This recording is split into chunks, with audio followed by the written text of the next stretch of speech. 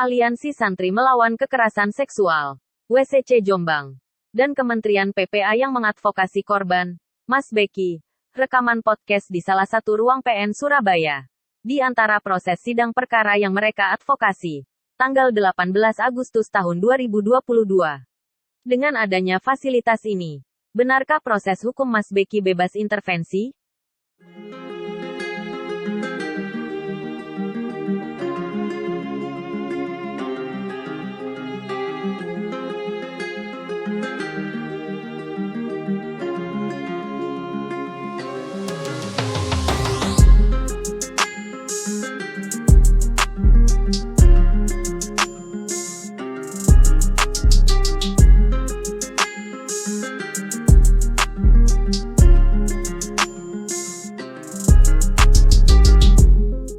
Perjuangan, LSM Aliansi Santri Melawan Kekerasan Seksual Jombang untuk memperjuangkan korban pencabulan, Mas Beki sepertinya mendapatkan banyak sekali dukungan.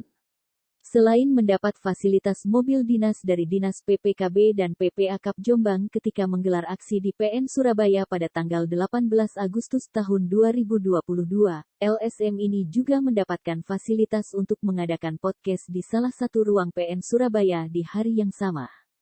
Isi podcastnya menyuarakan perjuangan mereka.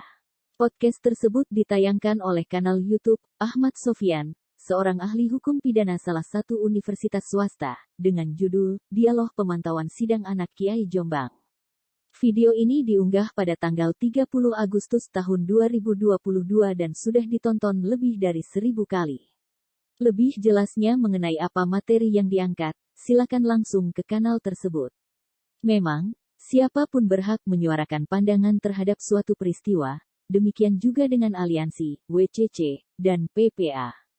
Tetapi, yang agak aneh, kok bisa acara ngobrol bareng Asisten Deputi Pelayanan Perempuan Korban Kekerasan Kementerian Pemberdayaan Perempuan Ice Margaret dan Direktur WCC Jombang Ana Abdillah itu direkam di salah satu ruang PN Surabaya?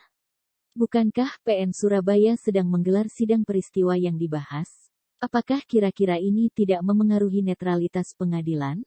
Kesan yang muncul seolah-olah mereka difasilitasi oleh PN Surabaya. Tidak mungkin bisa menggunakan ruangan sebuah institusi tanpa izin tuan rumah kan? Apakah PN tidak tahu jika Syarif Abdurrahman, Korlap Aksi Aliansi yang mengampu dialog tersebut, dan dua narasumbernya berpihak pada salah satu pihak yang berperkara? Apakah ini tidak memengaruhi netralitas dan independensi PN? Atau PN malah kebobolan? Mungkin kapan-kapan wartawan yang ngepost di PN Surabaya dan meliput perkara ini bisa mengonfirmasinya. Memperjuangkan keadilan itu mulia, tentunya jika perjuangan ditempuh dengan cara-cara yang adil. Jika melampaui batas, malah melabrak keadilan itu sendiri. Pengadilan yang benar-benar adil menerapkan hukum tanpa intervensi dari pihak-pihak yang berperkara. Pengadilan yang tidak direcoki, apalagi malah ikutan merecoki. Tagar Forensik Narasi. Follow Instagram @forensik_narasi.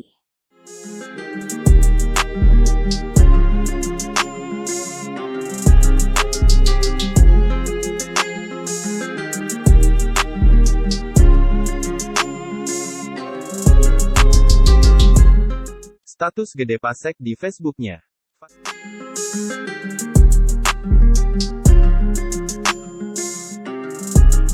Fasilitas pendemo di ruang pengadilan.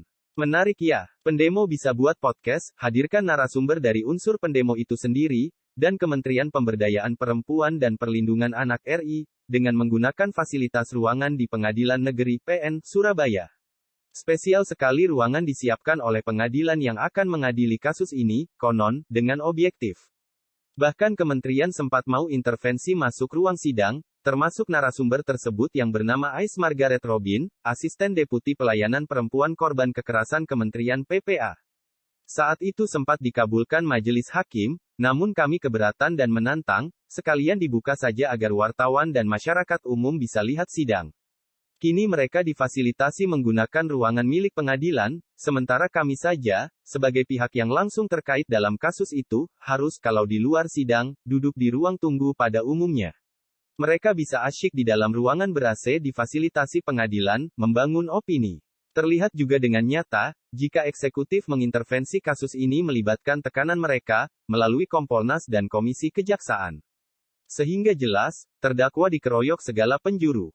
Belum lagi para pendemo difasilitasi mobil plat merah mewah milik Pemkab Jombang saat berdemo di PN Surabaya.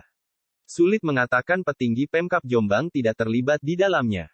Betul-betul tidak mudah, menjadi anak tunggal dari istri yang sah, dari pengasuh Ponpes Sidikiyah, yang bertalenta bisnis dan seniman ini.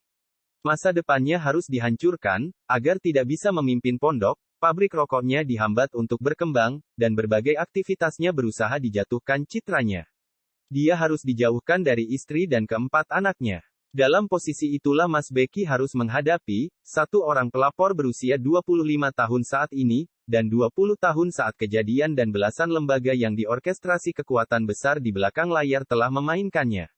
Uniknya, pelapor, baru melapor 2,5 tahun setelah kejadian, 2,5 tahun setelah kesiapan maunya di istri Mas Beki tertolak, 2,5 tahun setelah rayuan chattingnya tidak tertanggapi Mas Beki. Dan publik disuguhi peradilan opini, kalau Mas Beki predator santriwati di bawah umur, lewat peradilan opini.